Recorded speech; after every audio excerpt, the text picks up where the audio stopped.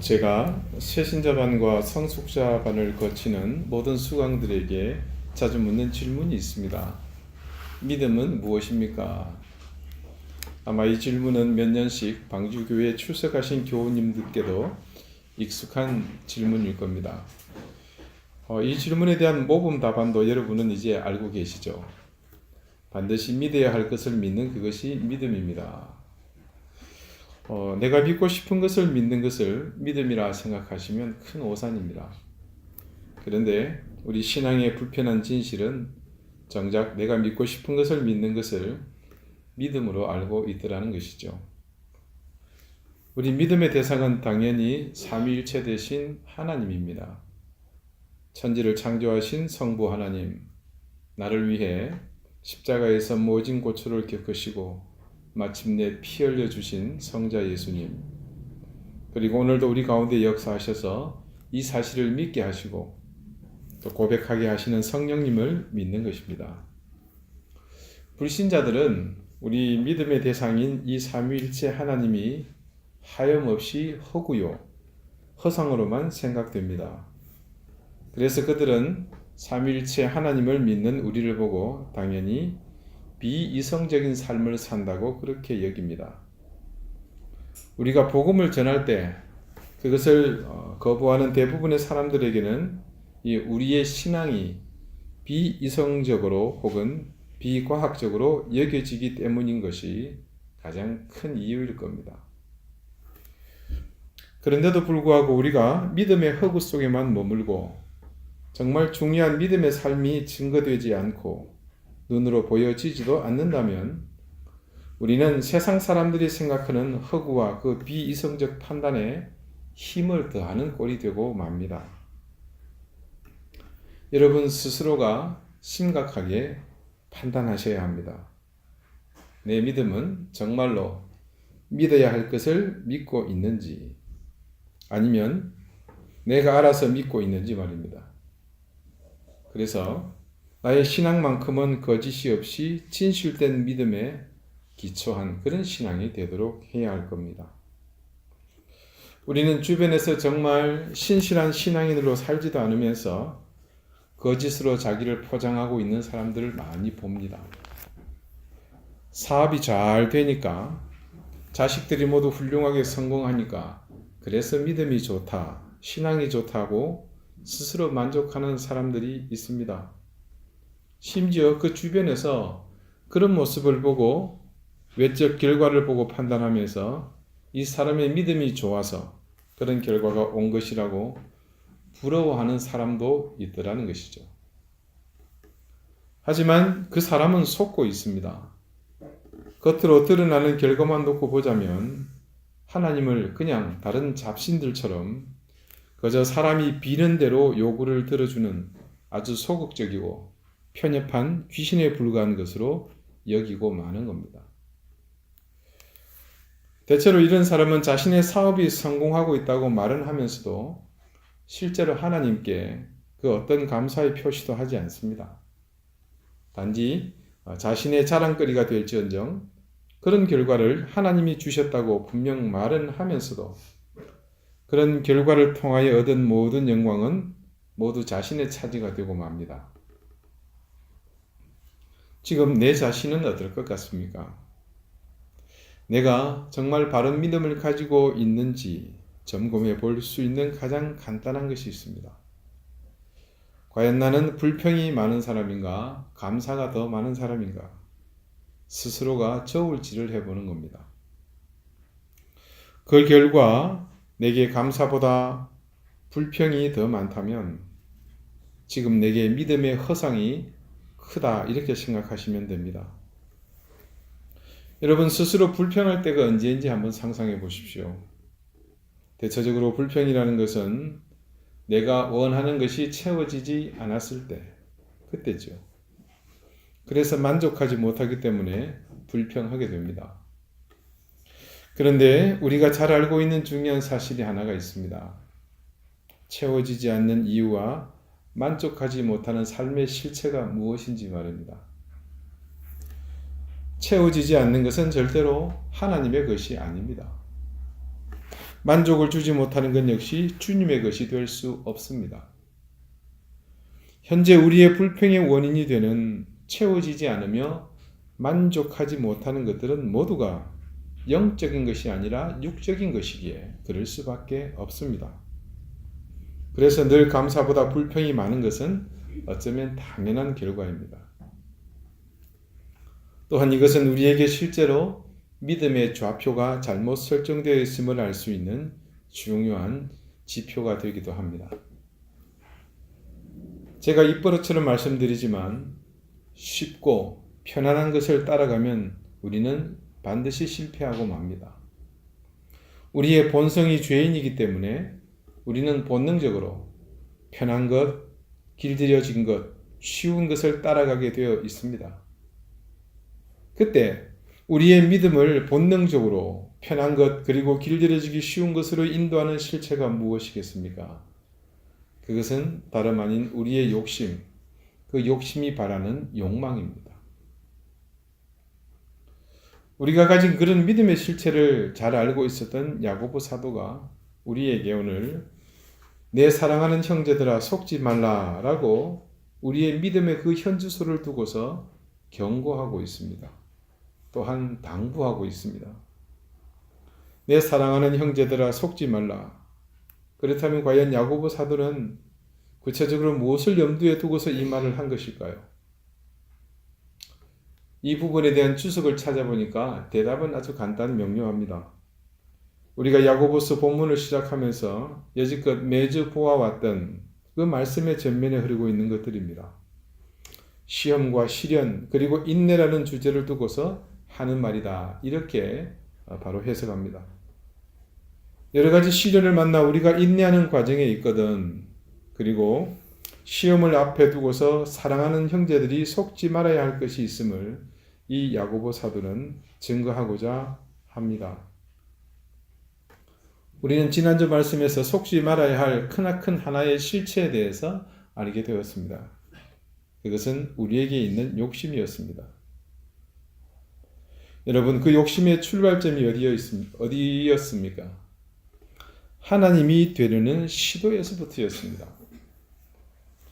욕심의 시작과 종착역은 그래서 항상 분명합니다. 그러니 이 같은 실체를 숨기고 있는 욕심의 위력은 우리의 인생을 언제든 충분히 속일 수 있는 힘과 능력이 있습니다. 그래서 우리가 시험에 대해 속지 말아야 할 중요한 원칙을 지난주 깨달았습니다. 그 중요한 원칙은 바로 우리 욕심을 벗어나는 유일한 길이었죠. 그것은 이 세상 최고의 권세와 능력을 가진 하나님이 우리의 아버지가 되신다는 것을 알고 나서 새롭게 깨달은 것을 알기 때문이죠. 그분은 우리에게 가장 좋은 것을 주신 분이시기에 그러실 수 있습니다. 그에 대한 말씀의 보증이 바로 오늘 17절 본문의 말씀입니다. 전반부까지 한번 봅니다. 온갖 좋은 은사와 온전한 선물이 다 위로부터 빛들의 아버지께로부터 내려오나니. 여기서 말하는 온갖 좋은 것과 은사와 온전한 선물, 이것이 모두 아버지께로서 온다는 사실을 오늘 말씀이 분명히 증거하고 있지 않습니까? 여러분, 야고보가 말하는 온갖 좋은 것이 과연 무엇을 의미하겠습니까? 누구에게나 좋은 것이 있습니다. 그런데 그 좋은 것이라는 것은 너무나 범위가 광활하죠. 너무나 가변적이고 또 사람에 따라서 굉장히 상대적입니다. 가령 저와 여러분 한 분의 좋은 것이 똑같을 확률이 얼마나 되겠습니까? 하다못해 우리가 중국집에 가서 제일 좋아하는 음식을 하나씩 주문한다면 그게 일치할 확률이 얼마나 되겠습니까? 무엇을 선택할지, 어떤 곳에서든 무엇을 선택하든 서로에게 제일 좋은 것이 일치할 수 있는 확률은 지극히 낮습니다. 자신의 취향과 성격에 따라 좋은 것이라고 생각하는 것은 다를 것입니다. 그런데 또 다른 차이가 있습니다. 이 차이는 자신의 자라온 환경, 삶의 배경, 그리고 그 삶의 수준에 따른 차이입니다. 가령 산골에서 나고 자란 사람과 도시에서 사는 사람이 좋은 것은 분명 차이가 있습니다. 하루 벌어서 하루 먹고 사는 일용직 노동자가 좋아하는 것, 대기업의 오너가 제일 좋아하는 것, 절대 같을 수 없습니다. 하물며 하나님과 우리에게서 좋은 것이라는 개념이 얼마나 큰 차이이겠습니까?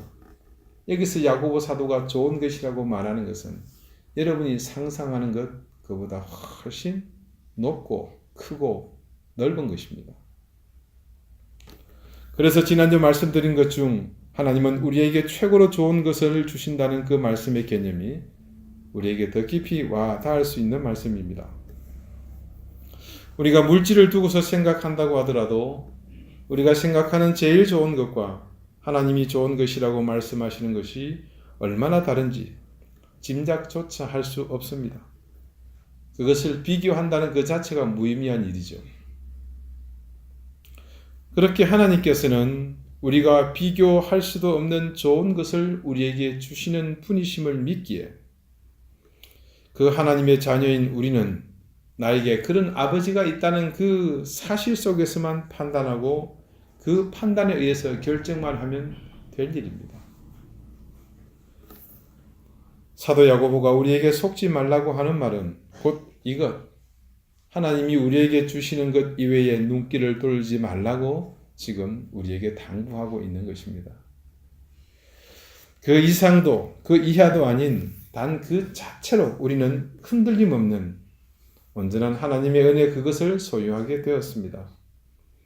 그래서 그 자체를 바라보지 않고 흔들림으로 다른 곳을 향해 눈길을 돌리게 만드는 그 어떤 것에서도 우리는 속아서는 안 될 것입니다. 자, 그런 차별 위에 또 한 가지 중요한 사실을 야고보 사도는 더하고 있습니다.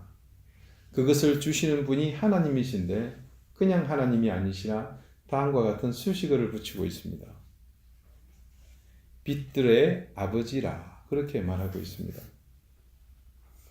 하나님께서 모든 빛의 아버지 되신다는 사실에 대해서 우리 모두는 어떤 이견도 없을 것입니다. 그런데 새삼스럽게 하나님을 수식하는 수식어가 왜 빛들의 아버지일까요? 굳이 야고보가 이 말을 쓴 이유가 있을 겁니다. 창세기 1장에서 그 해답을 찾을 수 있습니다. 하나님은 말씀 속에서 매 순간 모든 것을 창조하신 후에 보시기 좋았더라. 그렇게 창조의 과정은 우리에게 증거합니다. 그런 창조의 사역의 시작이 무엇부터였습니까? 그것은 빛이었습니다. 처음 만드신 그 빛은 세상을 있게 하신 역사였습니다. 우리가 단순히 어둠을 밝히는 그런 차원이 아니었습니다. 그 빛이 있으라 하실 때는 어둠이라는 실체 자체도 없었습니다. 그 빛이 비춰지기 이전에는 실체라는 것 자체가 존재하지 않았죠. 하나님은 빛을 지으심으로 인해 실상은 존재하지 않는 세상을 실제로 있게 하셨습니다. 그리고 있게 하신 그 모든 것이 하루하루 자리 잡을 때마다 그 말미에 꼭 다음과 같이 보시기에 좋았더라라고 분명하게 말씀하셨습니다. 하나님이 이 땅에 만드신 것은 그래서 모두가 좋은 것이었습니다. 하나님에게로부터 나오는 것은 그래서 좋은 것밖에는 없습니다. 그렇기 때문에 그것이 온전한 우리에게 주시는 선물이 될 수 있습니다. 빛들의 아버지 되시는 하나님은 바로 그 모든 좋은 것의 원천이 되심을 가리키는 수식어였던 겁니다. 우리는 자칫 시험이 하나님으로부터 오는 것이라 생각할 때가 있었다 그랬죠. 그런 생각은 우리의 불완전함 때문에, 우리의 한계 때문에 생겨난 어리석은 판단 때문이었습니다. 우리의 부족하고 유한함의 잣대로만 하나님을 볼 때는 그분은 분명 우리에게 악한 것을 주실 수 있는 분이라고 판단할 수 있기 때문입니다. 그 같은 이유로 시련과 연단은 우리를 더욱 빛나게 만들며 더욱 성숙하게 만드는 선하고 복된 것임에도 불구하고 우리는 그것을 악한 것이라 여겨서 비난하고 배격하며 육신의 안일함을 갈구하며 살지 않습니까? 이 또한 우리가 속고 있는 신앙의 허구였습니다. 그림자라는 것은 비추는 방향에 따라 달라집니다. 그것은 곧 분명한 하나의 실체에 대한 이해가 달라짐을 의미하는 중요한 상징적 단어입니다. 세상에는 그렇게 다양한 이해의 도구들이 있습니다. 그리고 그런 다양한 이해들이 있는 세상 속에 사는 나는 또 다른 다양한 이해의 도구를 가지고 삽니다.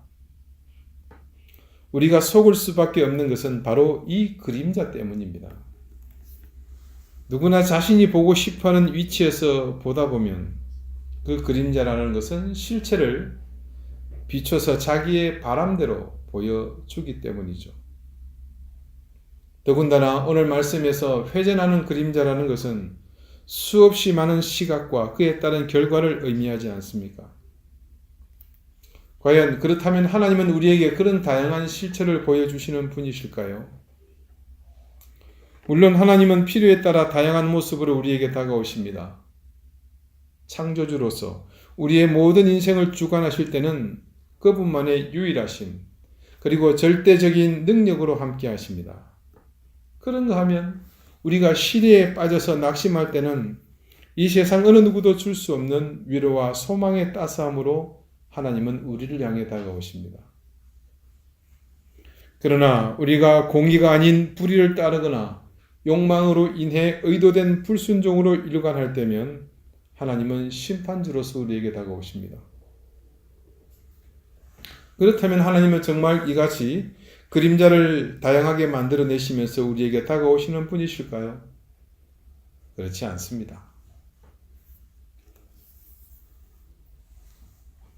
이 같은 경우에는 그것이 하나님의 근본 속성이시기에 그분의 모습이 다양하게 드러날 뿐입니다.